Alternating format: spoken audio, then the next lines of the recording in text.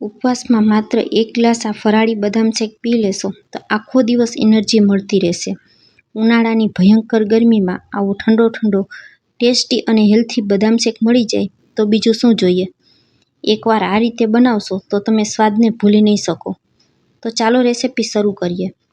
બદામ શેક બનાવવા માટે સૌથી પહેલાં 20થી 25 નંગ જેટલી બદામને મેં આખી રાત માટે પાણીમાં પલાળી દીધી છે. બદામને આખી રાત પાણીમાં પલાળી દેવાથી તે થોડી સોફ્ટ થઈ જાય છે. તો તમે જોઈ શકશો બદામ ફૂલી અને તેની સાઇઝ કરતાં આ રીતે ડબલ થઈ ગઈ છે. હવે બદામ પલાળેલું પાણી નીતાળી અલગ કરી દેશું અને તેને 5 મિનિટ માટે આ રીતે ગરમ પાણીમાં પલાળી દેશું. 5 મિનિટ ગરમ પાણીમાં પલાળવાથી બદામની છાલ આ રીતે સરળતાથી અલગ થઈ જશે. જો તમે ગરમ પાણીમાં નહીં પલાળો તો બદામમાંથી છાલ કાઢતા વાર લાગશે. તો અહીં તમે જોઈ શકશો બદામમાં આ રીતે અડતાની સાથે તરત જ તેની છાલ અલગ થઈ જાય છે. ગરમ પાણીમાં પલાળવાથી બદામની છાલ તરત જ સોફ્ટ થઈ જશે. બધી બદામમાંથી આપણે છાલ કાઢી લીધી છે. હવે તેને આ રીતે નાનું મિક્સર જાર લઈ તેમાં ઉમેરી દેશું. તેમાં 2-3 ચમચી જેટલું દૂધ ઉમેરી અને ઢાંકણ ઢાંકી અને પીસી લેશું. તો તમે જોઈ શકશો બધી બદામ એકદમ સરસ પીસાઈ ગઈ છે.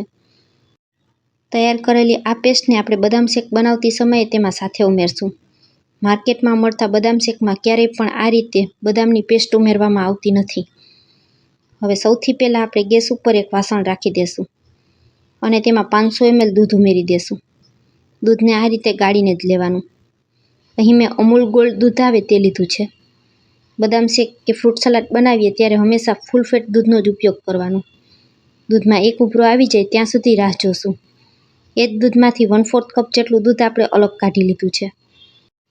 હવે આ દૂધમાં 2 મોટી ચમચી ભરી અને તપકીનો લોટ ઉમેરશું અને તેમાં બિલકુલ ગાંઠા ન રહે ત્યાં સુધી હલાવી અને મિક્સ કરી લેવાનું. આજે આપણે બદામ શેક ઉપવાસ માટે બનાવી રહ્યા છીએ તો મેં તપકીના લોટનો ઉપયોગ કરેલો છે. કોઈ પણ જાતના કસ્ટર્ડ પાવડરનો ઉપયોગ કરવાનો નથી. દૂધમાં સરસ ઉભરો આવી ગયો છે. ગેસની ફ્લેમને સ્લો કરી અને તેમાં 1/4 કપ જેટલો સાકરનો પાવડર ઉમેરશું. સાકરની જગ્યાએ તમે ખાંડ પણ લઈ શકો. ઉનાળાની ભયંકર ગરમીમાં સાકર પેટને ઠંડક આપે છે. બની શકે ત્યાં સુધી સાકરનો ઉપયોગ કરવો.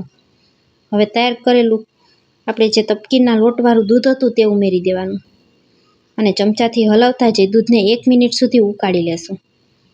તપકીના લોટવાળું દૂધ ઉમેરીએ એટલે ગેસની ફ્લેમને તરત જ એકદમ સ્લો કરી દેવાની, નહીં તો દૂધ તળિયે બેસવા લાગશે.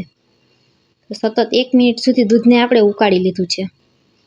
અહીં ચમચાને પાછળના ભાગમાં આપણે દૂધ ચેક કરીએ તો ચમચામાં એકદમ સરસ દૂધનું કોટિંગ થાય છે. તો તેને ગેસ પરથી નીચે ઉતારી અને 15 મિનિટ સુધી પંખા નીચે ઠંડુ કરી લેવાનું. 15 મિનિટ પછી તમે જોઈ શકશો દૂધ એકદમ સરસ ઘટ થઈ ગયું છે. તો હવે તેમાં તૈયાર કરેલી બદામની પેસ્ટ ઉમેરશું.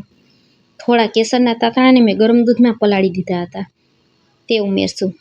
થોડો એલચી પાવડર અને 15થી 20 નંગ જેટલી બદામને આ રીતે મેં ઝીણી કતરણ કરી લીધી છે તો તેને ઉમેરશું.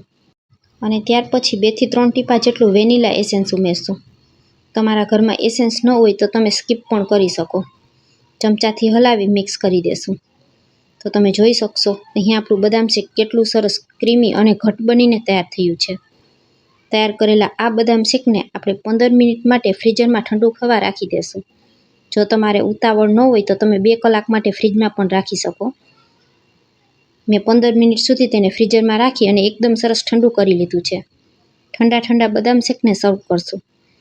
તો ફ્રેન્ડ્સ, તમને આજની આ ફરાળી બદામ શેકની રેસિપી કેવી લાગી તે કમેન્ટમાં જરૂરથી જણાવજો.